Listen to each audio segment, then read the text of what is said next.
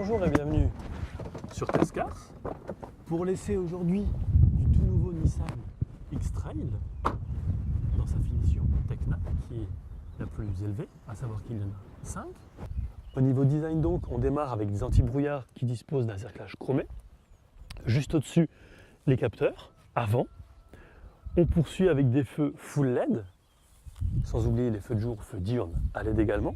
Jantes ici 19 pouces. Rétro électrique et des givrons.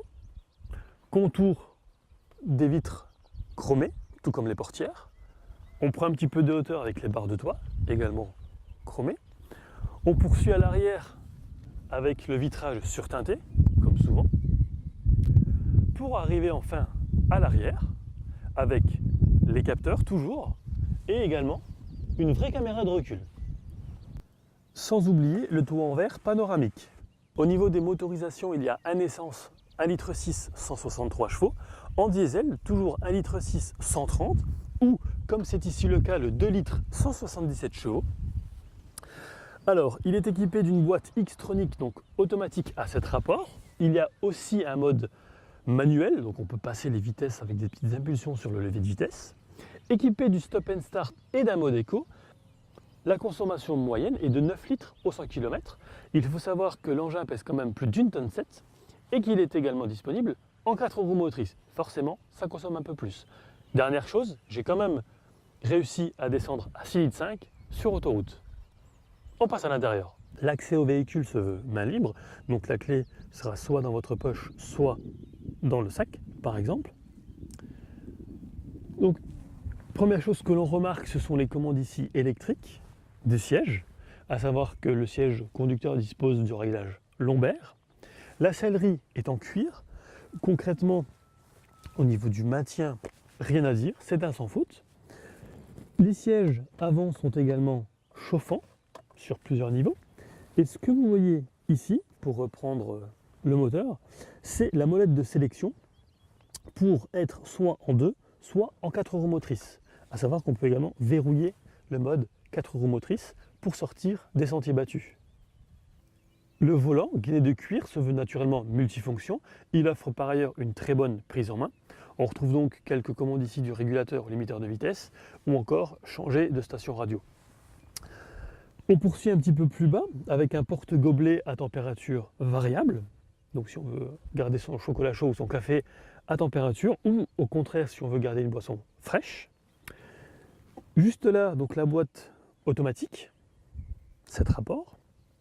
On s'attaque maintenant au système d'infodivertissement. L'écran est ici haute définition de 7 pouces.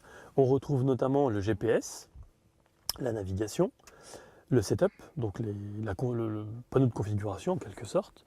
Radio, CD, je n'explique pas. Caméra. Alors caméra, c'est un système qui s'appelle Around View Monitor. 4 caméras qui regardent à 360 degrés.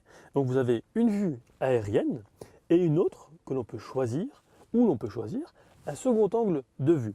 Mais pour le chapitre sécurité, on y vient dans un instant. Plus bas, la clim se veut bisonne. Encore à l'étage inférieur, on retrouve une prise allume-cigare, auxiliaire, USB. On a également une autre prise allume-cigare au sein de la coudoir. Et ici, le frein à main électrique. Et je vous propose donc de passer au chapitre sécurité. Alors, au chapitre sécurité, donc, il y a 6 airbags de série. Il y a le système Nissan Safety Shield Plus avec surveillance d'angle mort, la détection des objets en mouvement, par exemple lorsque vous reculez, le contrôle de pression des pneus, dont on retrouve l'information sur le tableau de bord, sur l'ordinateur de bord plus précisément, l'alerte de fatigue, celle de franchissement de ligne, le freinage automatique, la reconnaissance des panneaux de signalisation, les feux de route intelligents, l'aide au démarrage en côte, le système de correction de trajectoire en courbe, ainsi que le contrôle actif de l'assiette, et je termine par le système de stationnement intelligent qui calcule, mesure, s'il y a assez de place sur le côté, et vous n'aurez qu'à gérer l'accélération et le freinage. Le volant, c'est automatique. L'une des particularités de ce X-Trail, c'est l'ouverture des portes à l'arrière à 77 degrés. Autant vous dire que si vous devez mettre un siège auto, c'est très facile. La deuxième rangée de sièges se veut également coulissante. Et je vais m'installer pour voir s'il y a de la place. Alors par contre, je vais m'installer de l'autre côté, puisque comme d'ordinaire, je ne modifie pas ma position de conduite. Rien à dire. On est encore plus surélevé qu'à l'avant, donc la vue, parfait. Le maintien l'était tout autant. La place à la tête, il reste ça, rien à dire. Et au genou, comme vous pouvez le voir, c'est un sans faute. À savoir qu'on peut enlever les housses à l'avant pour les nettoyer, mais également mettre un journal ou ce qu'on veut ici. Le bâillon est électrique, il y a une commande depuis l'habitacle mais aussi depuis la clé. Alors, au niveau du coffre, la contenance en version 5 places est de 550 litres. Et lorsqu'on rabat la deuxième rangée de sièges, on arrive à un volume total de 1982 litres. À savoir que le plancher se veut plein et qu'il y a 18 façons de le moduler. Ça c'est pratique, surtout lorsqu'il pleut. Lorsqu'on l'enlève, voilà.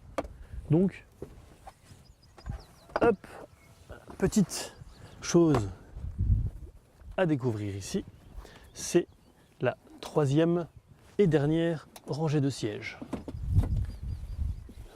Voilà. On va tester la troisième et dernière rangée de sièges.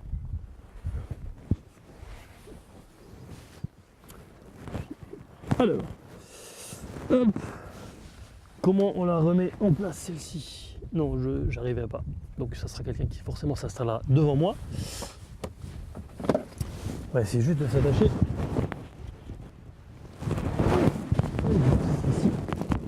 Voilà. Alors ce que je peux proposer au caméraman, c'est de rabattre le siège qui est devant moi. Alors simplement, les deux places à l'arrière seront des places d'appoint. Puisque bon, moi, ça ira pour des courts trajets. Par contre, celui de devant... Alors, en conclusion, qu'est-ce que je pense de ce nouveau X-Trail? Il a une belle face avant, confortable, spacieux, exception faite peut-être de la troisième rangée de sièges. Consommation, somme toute, assez raisonnable compte tenu du gabarit. À savoir que cette version est affichée à 40 000 €. Évidemment, c'est une version haut de gamme. Pour ce tournage, je tiens à remercier Nissan Belux, notamment le garage à Alzingen. Rive 54 pour le tournage, CF Photographie pour les photos, sans oublier la commune d'Ussigny pour son accueil. Vous retrouverez cet essai sur Testcars, ainsi que sur les différents réseaux sociaux, sans oublier l'application. Quant à nous, on se retrouve très bientôt pour un prochain essai. Ciao!